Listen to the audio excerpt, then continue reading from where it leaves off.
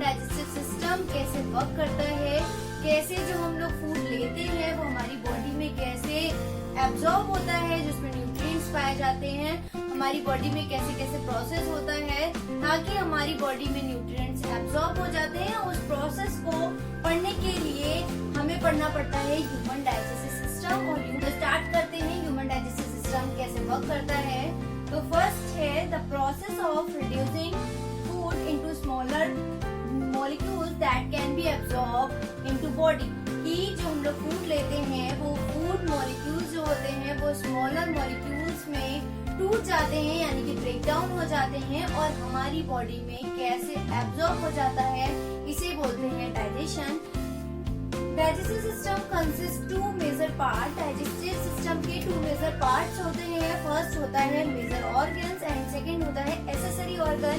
Major organs होते हैं जो हमारे ह्यूमन डाइजेस्टिव सिस्टम में जो मेन रोल प्ले करते हैं उन्हें बोलते हैं मेजर ऑर्गन्स। और सेकंड होता है एक्सेसरी ऑर्गन। ये मेजर ऑर्गन्स नहीं होते हैं बट हमारी डाइजेशन में हेल्प करते हैं, यानी कि और जो ऑर्गन्स होते हैं उनकी हेल्प करते हैं, इसलिए इनको हम बोलते हैं एक्सेसरी ऑर्गन। अब हम देखते हैं कि मेजर ऑर्गन में कौन कौन से ऑर्गन्स आते हैं।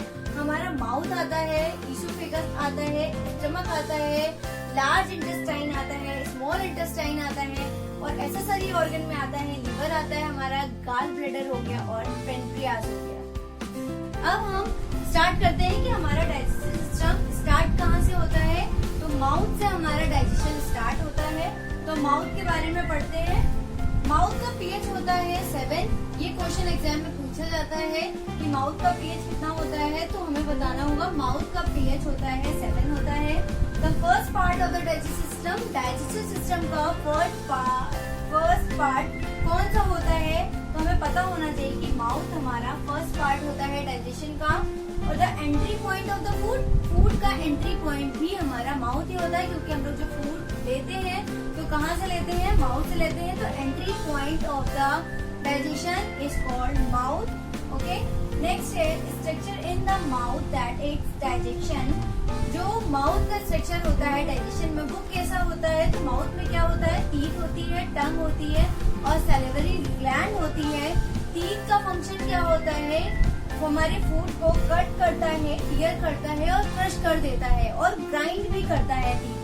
उसके बाद टंग क्या करती है, टंग हम जो फूड को लेते हैं उसको मिक्सचर करती है, यानी कि हम लोग टंग से फूड को मिक्स करते हैं, टंग मिक्स करने के काम आती है। और सैलिवरी ग्लैंड जो हमारी प्रेजेंट होती है वो क्या करती है, वो एक सलाइवा प्रोड्यूस करती है जो हमारी ओरल कैविटी में आता है और जो फूड हम लोग च्यूइंग कर रहे होते हैं उसमें सैलिवरी ग्लैंड मिक्स करती है और वो सलाइवा हमारे फूड में मिक्स होकर हमारे आगे यानी कि स्टमक तक चला जाता है। नेक्स्ट है हमारा ऑर्गन द इसोफेगस। इसोफेगस क्या होता है, इसोफेगस फ्रेंड्स एक नली होती है, एक ट्यूब लाइक स्ट्रक्चर होता है जो हमारे माउथ से लेकर माउथ को स्टमक से जोड़ता है ताकि हमारा फूड माउथ से हमारे स्टमक तक पहुंच पाए। तो a tube connecting to the mouth to the stomach. Oesophagus एक ट्यूब होती है जो माउथ को किससे कनेक्ट करती है, स्टमक से कनेक्ट करती है। अब देखते हैं कि जो हमारा फूड होता है वो माउथ से कैसे इसोफेगस से होते हुए स्टमक पे पहुंचता है। Food travels down the esophagus through a series of involuntary rhythmic contraction wave-like called peristalsis। यानी कि क्या होता है, इसोफेगस में एक कॉन्ट्रैक्शन होता है, एक वेव लाइक कॉन्ट्रैक्शन होता है जिससे हम जो फूड लेते हैं वो धीरे धीरे करके एक मूवमेंट के थ्रू वो नीचे की तरफ जाता है और ऐसे मूवमेंट को बोलते हैं पेरिस्टालिसिस, ताकि हमारा फूड इस प्रोसेस के थ्रू हमारे स्टमक तक पहुंच जाता है। थर्ड ऑर्गन है हमारा स्टमक। स्टमक कैसा होता है, जे शेप मस्कुलर सैक होता है। जो स्टमक की बात करते हैं अब हम, तो स्टमक हमारा दिखने में कैसा होता है, तो जे शेप जैसा हमारा जे होता है अल्फाबेट, वैसे ही हमारा कुछ स्टमक का शेप भी होता है, दिखने में जे शेप लगता है। और मस्कुलर सैक होता है, मसल से बना होता है, इसलिए इसे मस्कुलर सैक बोलते हैं। खास इनर फोल्ड्स, रू के इनर शेप फोल्ड्स होते हैं हमारे। अगर स्टमक को देखेंगे तो कुछ इनर फोल्ड्स होते हैं जिसे रूके बोलते हैं।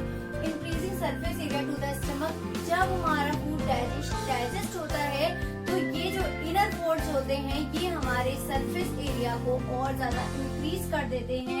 इसलिए increasing surface area of the stomach, ये स्टमक के सरफेस एरिया को और ज्यादा बढ़ा देते हैं।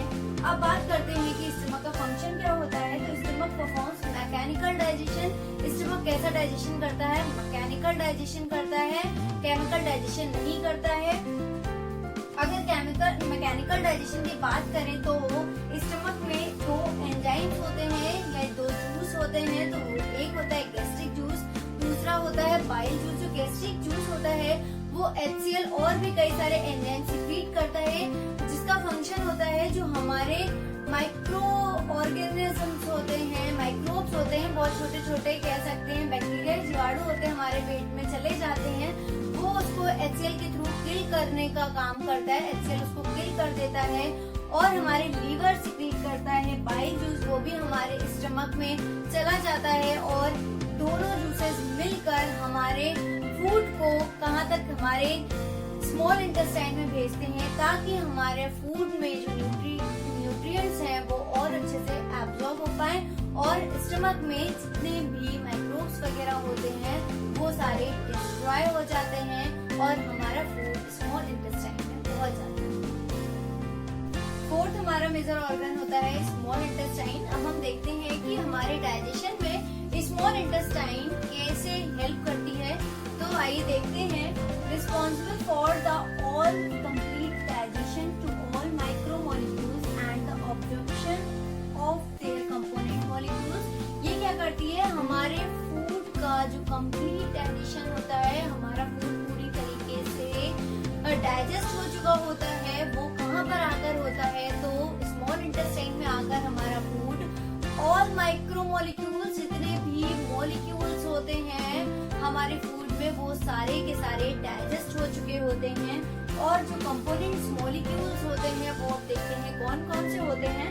तो ग्लूकोज होता है, उसमें ग्लिसरॉल होता है, फैटी एसिड होता है, एमिनो एसिड होता है एंड न्यूक्लियोटाइड्स होते हैं। अब हम आगे बात करते हैं कि स्मॉल इंटेस्टाइन के कितने पार्ट होते हैं। Small intestine is made up of 3 parts. Small intestine 3 main part से मिलकर बनी होती है। फर्स्ट होता है जो मेजर पार्ट इसका होता है डिओडेनम, सेकंड होता है जेजुनम और थर्ड होता है इलियम। तो डिओडेनम की लेंथ होती है वो होती है 30 सेंटीमीटर और डिओडेनम दिखती कैसी है? तो यू शेप होती है। डिओडेनम कैसी दिखती है? यू शेप दिखती है। और कितने मीटर लंबी होती है? तो 30 मीटर लंबी होती है। डिओडेनम में हमारा फूड 90% न्यूट्रिएंट्स एब्जॉर्ब कर चुका होता है, यानी कि 90% फूड हमारा डाइजेस्ट हो चुका होता है डिओडेनम में। उसके बाद हमारा जो जेजुनम होता है वो कितने मीटर होता है? तो वो 2.5 मीटर लंबी होती है जियोजेनम। और जियोजेनम में न्यूट्रिएंट्स जितने होते हैं वो एब्जॉर्ब हो जाते हैं। उसके बाद नेक्स्ट आता है इलियम। इलियम की लेंथ होती है 3 मीटर। इलियम की लेंथ होती है 3 मीटर और ये क्या करता है? जो वाटर होता है और वाटर न्यूट्रिएंट्स और जितना भी वेस्ट होता है उसको हमारी लार्ज इंटेस्टाइन में भेजने में हेल्प करता है। लार्ज इंटेस्टाइन में जो अनडाइजेस्ट अभी भी फूड होता है वो कौन भेजता है? तो इलियम लार्ज इंटेस्टाइन में हमारे अनडाइजेस्ट फूड को भेजती है। अब लास्ट 5th मेजर ऑर्गन है हमारा लार्ज इंटेस्टाइन। स्मॉल इंटेस्टाइन के बाद आता है हमारा फूड कहाँ पहुँच जाता है? लार्ज इंटेस्टाइन में पहुँच जाता है। Large intestine made up of 2 parts. Large intestine 2 part से मिलकर बनी होती है। एक होता है सीकम, दूसरा होता है कोलन। सीकम पढ़ते हैं। सीकम क्या होता है? First section of the large intestine. Large intestine का जो फर्स्ट सेक्शन होता है उसे बोलते हैं सीकम। लुक लाइक अ पाउच, ये एक पाउच की तरह दिखता है, बैग की तरह दिखता है। इसका रोल क्या होता है सीकम का? तो taking in digestion liquid from the ilium. जो इलियम से एक जो लिक्विड हमें मिलता है वो कोलन तक पास करने का काम हमारा सीकम करता है। सीकम के थ्रू हमारा जो लिक्विड अनडाइजेस्ट मटेरियल होता है वो हमारे कोलन तक पहुंच जाता है। सीकम के बाद हमारा जो अनडाइजेस्ट फूड होता है, अनडाइजेस्ट लिक्विड होता है, वो कोलन तक पहुंच जाता है। अब पढ़ते हैं कोलन क्या होता है। तो colon major section of the large intestine. Large intestine का एक बड़ा पार्ट होता है, क्या होता है, जिसे हम लोग कोलन कहते हैं। कोलन का जो फंक्शन होता है वो क्या होता है, रीऑब्जॉर्प्शन, मतलब कि जो चीज ऑब्जॉर्व हो चुकी होती है उसमें जो भी बचा मटेरियल होता है उसको रीऑब्जॉर्ब करता है। एब्जॉर्ब फूड को एब्जॉर्ब करता है, एब्जॉर्ब वाटर को एब्जॉर्ब करता है, विटामिन को करता है। और लार्ज इंटेस्टाइन क्या करती है, रिड्यूस एसिडिटी को रिड्यूस करती है, यानी कि एसिडिटी की लेवल को कम करती है। प्रोटेक्ट फ्रॉम इन्फेक्शन, और हमारे बॉडी को इन्फेक्शन से प्रोटेक्ट करती है, इन्फेक्शन होने से हमारी बॉडी को बचाती है। और प्रोड्यूस एंटीबॉडी, और लार्ज इंटेस्टाइन में ही एंटीबॉडी प्रोड्यूस होती है, ताकि हमारी बॉडी में ज्यादा से ज्यादा एंटीबॉडीज अगर बनती हैं तो वो लार्ज इंटेस्टाइन में बनती हैं। यही फंक्शन होता है लार्ज इंटेस्टाइन का। अब आगे हम लोग पढ़ेंगे जो हमारे एक्सेसरी ऑर्गन थे वो हमारे डाइजेशन में कैसे हेल्प करते हैं। जैसा कि मैंने अभी आपको पहले बताया था कि accessory organ main digestive organs नहीं होते हैं, लेकिन वो क्या होते हैं, एक हमारे डाइजेशन में हेल्प करते हैं, हमें सपोर्ट करते हैं। तो एक्सेसरी ऑर्गन भी सपोर्ट करते हैं। Accessory organ support the digestive system but are not the part of digestive system. Support करते हैं डाइजेशन को बट पार्ट नहीं होता है डाइजेस्टिव सिस्टम का। एक्सेसरी ऑर्गन 3 टाइप्स के थे हमारे। फर्स्ट था लीवर, सेकंड था गॉल ब्लैडर और थर्ड था पेनक्रियास। अब हम जानते हैं कि लीवर क्या होता है। लीवर एक सैक होता है जो लीवर बाइल जूस प्रोड्यूस करता है, और बाइल जूस देखने में येलो कलर का लिक्विड की तरह होता है, जिसे बाइल जूस बोलते हैं। वो बाइल जूस हमारे स्टमक में चला जाता है। फिर होता है नेक्स्ट है गॉल ब्लैडर। गॉल ब्लैडर भी एक सैक होता है जो कि हमारे डाइजेशन में हेल्प करता है। नेक्स्ट आता है लास्ट पेनक्रियास। पेनक्रियास क्या करता है, बहुत सारे एंजाइम, नंबर ऑफ एंजाइम जो सिक्रीट होते हैं वो पेनक्रियास सिक्रीट करता है, और यही पेनक्रियाटिक जूस हमारे स्टमक में जाता है। स्टमक में जाने के बाद जो स्टमक का पीएच होता है वो भी बैलेंस करने का काम करता है और हमारे डाइजेशन को कंप्लीट